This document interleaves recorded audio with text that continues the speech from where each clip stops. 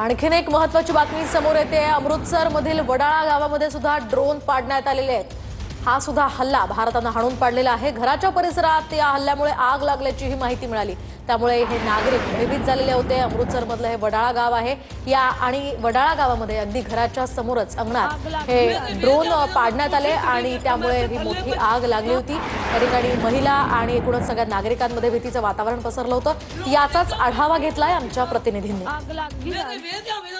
अमृतसर मधल्या वडाळा भटिवडे गावामध्ये पहाटे 5च्या दरम्यान पाकिस्तानी ड्रोन जे आहे ते थेट घरावरती पडलेलं आहे आणि आपण पाहतोय की हे ड्रोनचे आपल्याला साहित्य जे आहे ते या ठिकाणी आपल्याला वडाळा भटिवडे गावामध्ये पाहायला मिळते। सध्या आपण पाहतोय की हे ड्रोनचे तुकडे जे आहेत ते या घरामध्ये आपल्याला पाहायला मिळत आहेत। आपण पाहतोय की या ड्रोन मध्ये हा बॉम्ब जो आहे तो असण्याची शक्यता आहे, कारण ड्रोनच्या माध्यमातूनच पाकिस्तानकडून हल्ला जो आहे तो भारतातल्या सीमेवरच्या खरं तर शहरांमध्ये केला जातो आणि सध्या आपण पाहतोय की हे ड्रोनचे तुकडे जे आहेत आपल्याला पाहायला मिळत आहेत। कदाचित हा बॉम्ब जो आहे तो सध्या आर्मीच्या जवानांनी डिफ्यूज केलेला आहे, मात्र या परिसरामध्ये मोठ्या प्रमाणावरती घबराट जी आहे ती आपल्याला पाहायला मिळते, कारण थेट घरावरतीच हा ज्यावेळेस बॉम्ब पडला त्यावेळेस खरं तर आग लागलेली होती, मात्र आर्मीचे जवान जे आहेत ते तातडीने या ठिकाणी दाखल झाले। सगळ्यात महत्त्वाचं म्हणजे ज्यावेळेस भारतानं पाकिस्तानवरती एअर स्ट्राईक केलेला होता त्यावेळेस कॅमेरे जे आहेत कॅमेऱ्याच्या माध्यमातून तिथल्या केलेल्या दहशतवादी तळांचे कॅम्प उद्ध्वस्त केलेले होते ते आपल्याला पाहायला मिळाले होते। अगदी त्याच पद्धतीचं आपण पाहतोय की या ड्रोन मध्ये कॅमेरा जो आहे